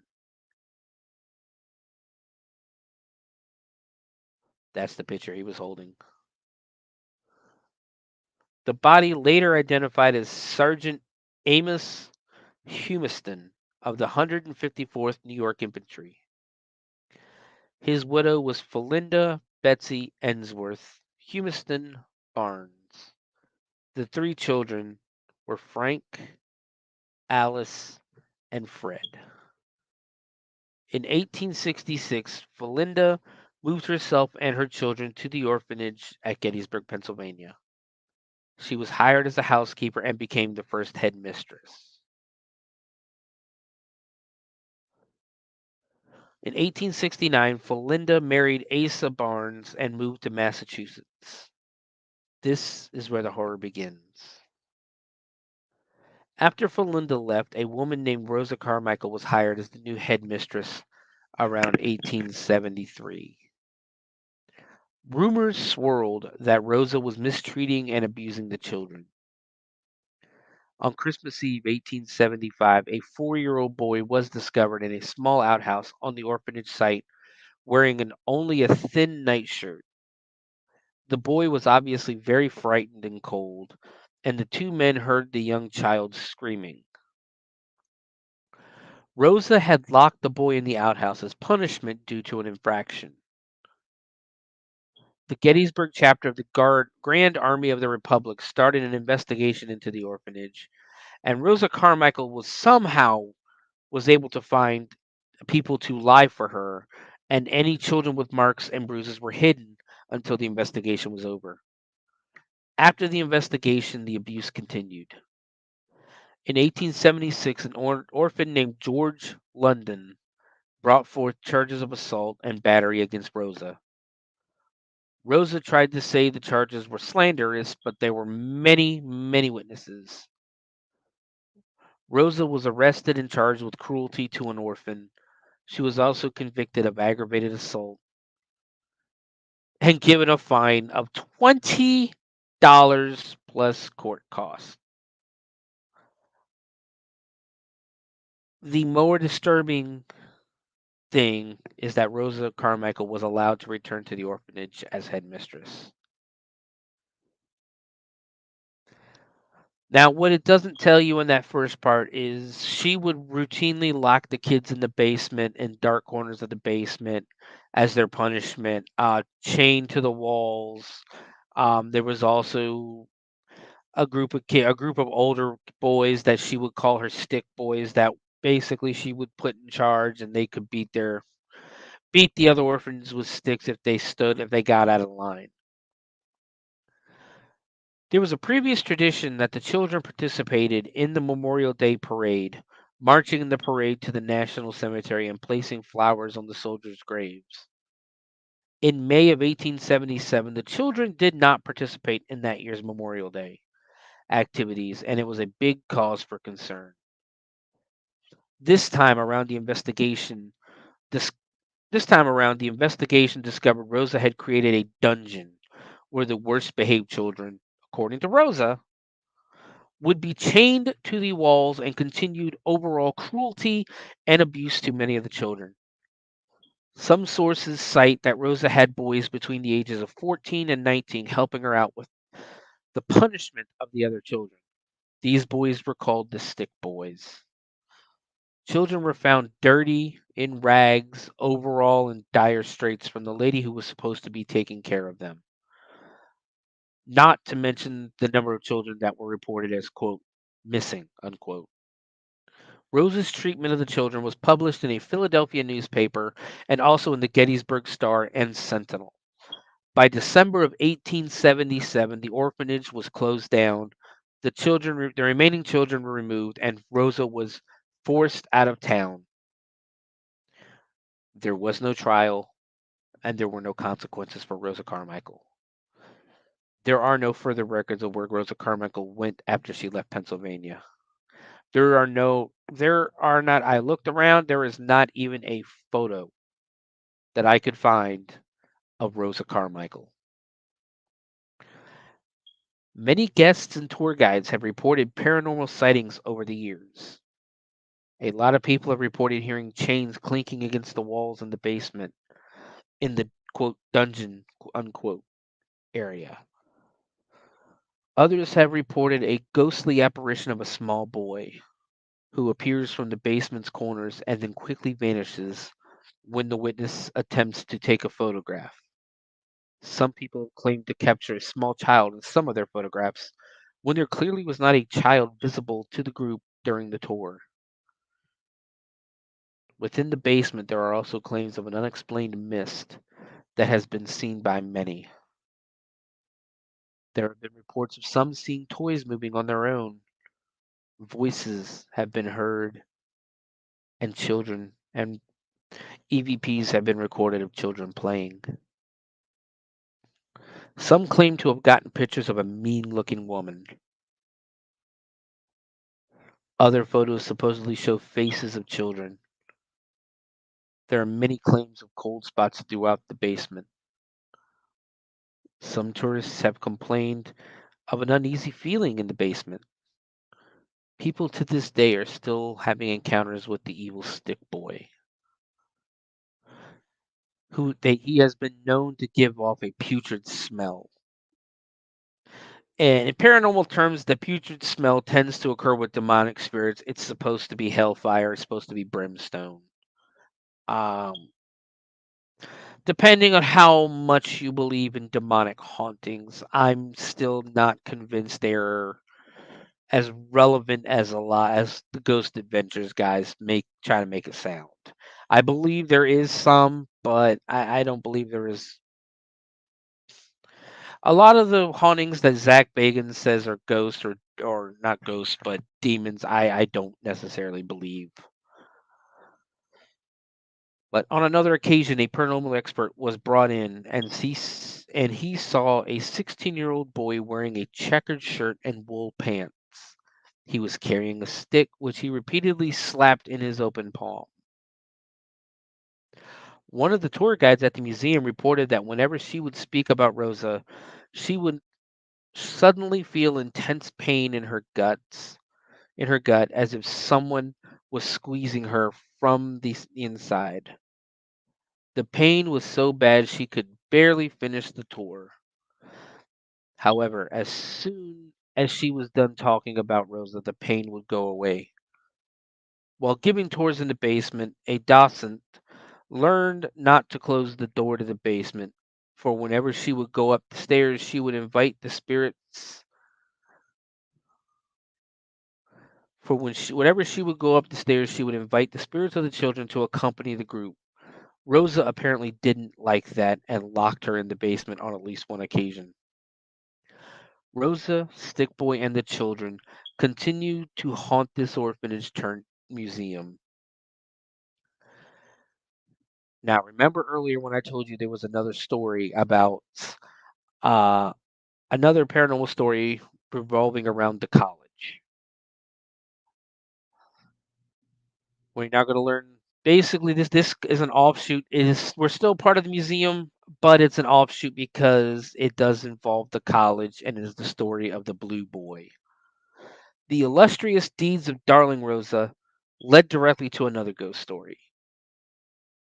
Here is the story of the Blue Boy. Fearing the abuse of lovely Rosa, one boy escaped the orphanage one night. One boy escaped the orphanage one winter night. He made it as far as Stevens Hall at nearby Gettysburg College. He knocked at a window, and the girls living there let him in. However, another headmistress in charge of the dorm was also known to be strict. The girls didn't want to be caught with him in the room, and they didn't want the boy to be caught and sent back to the orphanage. The only place they could think of to hide him was back out on the windowsill. After the headmistress checked the room, they opened the window to let the boy back in, only to find that he had disappeared. No one ever knew what became of the boy until his ghost began appearing back on the windowsill. The residents of the dorm room report seeing a blue face looking in through the window, leading to the name Blue Boy. On particularly frightening and heartbreaking night, One particularly frightening and heartbreaking night, a girl saw Blue Boy's face pressed against the window. She looked away momentarily, and when she went back to the window, Blue Boy was gone, but written backwards on the frosted glass were the words, "Help me."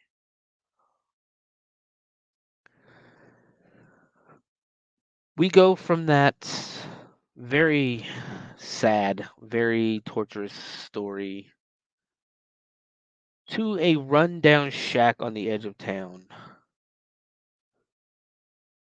known as the Jenny Wade House. Jenny Wade is the only civilian death that resulted from active battling during the Battle of Gettysburg. Jenny Wade was born in Gettysburg 20 years prior. Her family most likely referred to her as Ginny or Jin, but printing errors after the war resulted in a variant spelling of her nickname being widely distributed. One of six children, she helped earn money for the family by becoming a seamstress with her mother, Mary Ann Philby Wade. Her father, Captain James Wade Sr., was often absent from home and spent more time in jail than with the family. Jeannie may have become engaged to her childhood friend Jonathan Jack Skelly before the war, since she had a photo of him in her pocket when she died. However, there was no official engagement announcements or a wedding before he enlisted in the 87th Pennsylvania Infantry, where he served as a corporal. Georgiana, Jenny's sister, who was known as Georgia, also became engaged before the war and married her sweetheart in 1862. The couple moved into a two-story red brick house at 548 Baltimore Street in Gettysburg, the house that later became known as the Jenny Wade House. Her husband joined the Union Army as a private and was not in Gettysburg during the Battle of Gettysburg. We'll go ahead and take that off. And ladies and gentlemen, let me introduce you to Jenny Wade.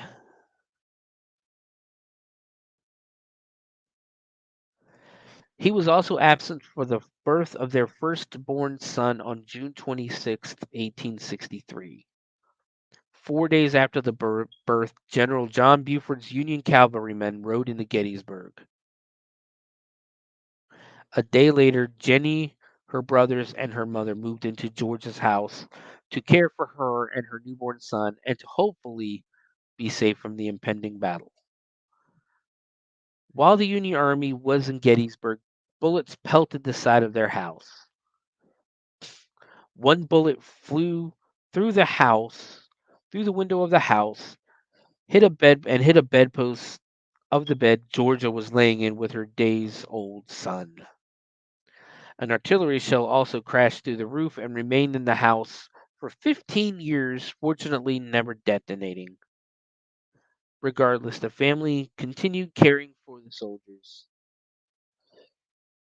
Basically, um, they helped and cared for wounded soldiers, Union and Confederate. Um, but on the morning of July 3rd, Jenny awoke early to fetch water and knead dough to make bread and biscuits. Basically, the fighting had slowed down overnight, and she just thought she would be able to basically go to the kitchen and make breakfast and make some bread. The dough she was kneading was destined to become bread for the soldiers. Unfortunately, a bullet flew through two closed doors and hit her in the shoulder, lodged itself in her heart, and got trapped in her body by the corset she was wearing. Jenny Wade died instantly. The dough that Jenny was kneading at the time of her death was also later baked into bread by her mother, and it made 15 loaves to be distributed to Union soldiers. Union soldiers helped wrap her body in a quilt and either brought her to the cellar or buried her in the backyard immediately. She was moved to the town's German Reformed Church in November of 1865, and her body was eventually moved to Evergreen Cemetery, the site where President Lincoln delivered the Gettysburg Address in 1900. With tireless efforts Jenny Jenny was given a large gravestone and a perpetually raised American flag. It is one of the few sites in the United States with a perpetual raised flag in honor of a woman. Unknown to Jenny, her presumed fiance, Jack Skelly, died 9 days later from wounds sustained in the Second Battle of Winchester in June of 1863. Jenny was treated as a hero after her death for dying in service to her country. Georgia's house became a tourist destination to those who visited the Gettysburg battlefield and is known today as the Jenny Wade House. In 1882, her mother successfully petitioned the government to grant her a pension for her daughter's death. People who die in the middle of an important task or work goal often try. Let's do this. There's the new Jenny Wade House. That's the remodeled, or yeah. But people who die in the middle of an important task or work goal often try to continue what they were doing before they died unexpectedly. The spirit of Jenny Wade, or basically, there are four spirits that haunt the Jenny Wade house. Jenny Wade herself, because Jenny was killed in the middle of an urgent mission making bread for hungry soldiers. She didn't get to finish the batch she was working on. Unfinished business concerning loved ones has caused entities to hang on to this world. She is perhaps still waiting to hear the fate of her beloved Jack, who she knew was fighting in a battle. Jack was taken prisoner and died from his wounds in Winchester, and Jenny never found out. Their mutual friend Wesley Culp, who had joined the Confederacy, was supposed to bring her the news as he had been there when Jack died and had promised Jack he would tell her. Unfortunately, Wesley didn't have the chance because he died on July 3rd in the Battle of Gettysburg on Culp's Hill. Following her untimely demise, rumors began to circulate about Jenny Wade's ghostly presence in her former residence on Baltimore Street. The house, now known as the Jenny Wade House, has become a significant landmark in Gettysburg due to its paranormal reputation. Many visitors and paranormal enthusiasts claim to have encountered Jenny Wade's ghostly apparition within the house. Reports describe sightings of a young woman in a long dress, believed to be Jenny, walking through the rooms and hallways, as well as the distinct scent of freshly baked bread, reminiscent of her final act. Some visitors have even reported hearing soft footsteps and disembodied voices. whispering her name.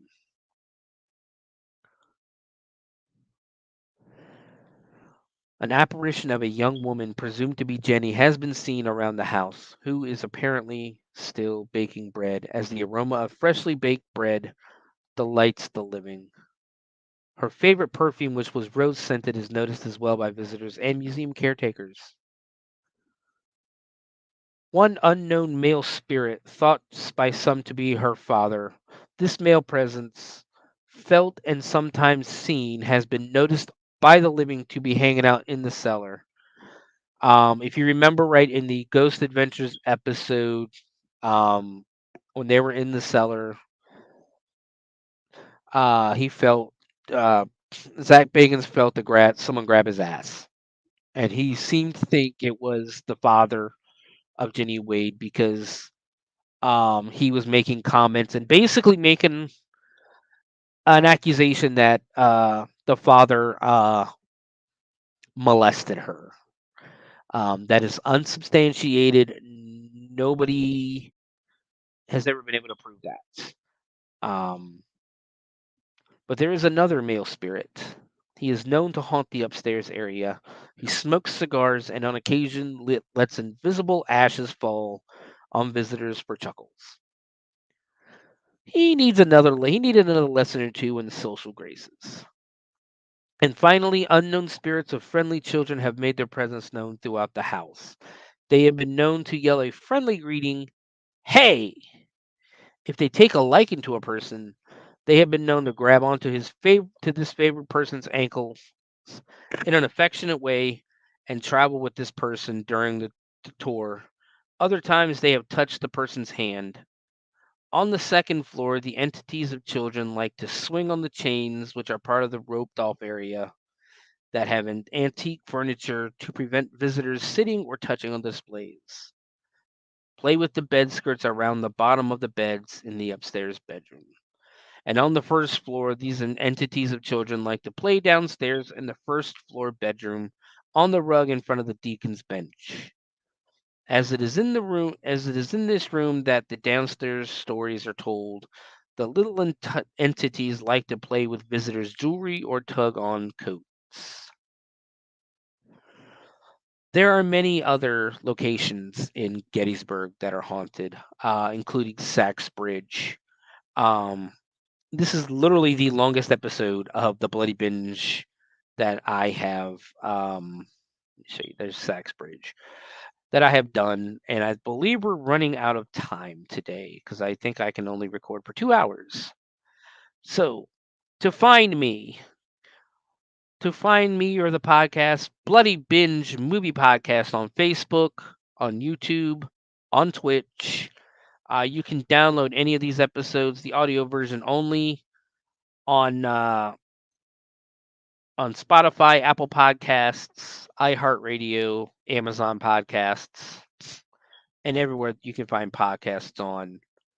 I've had a lot of fun talking about Gettysburg. I love Gettysburg, and there's so much information you can give and find about Gettysburg versus the Colonial Williamsburg episode because there's a lot of research going on to Gettysburg, whereas the Colonial Williamsburg, the ghost stories are meant for the people who run the tours and that. But join us next week. The Bloody Binge returns as we go back to the 90s and we run and we go back and we watch and we deep dive Brain Scan, starring Edward Furlong and Frank Langella. Great movie. Um, I'm looking forward to talking about it. I love this movie. Also, on Wednesday and this coming Wednesday and every other Wednesday, if you are a wrestling fan, you can hear me talk wrestling with friends over on the Owl Light Network.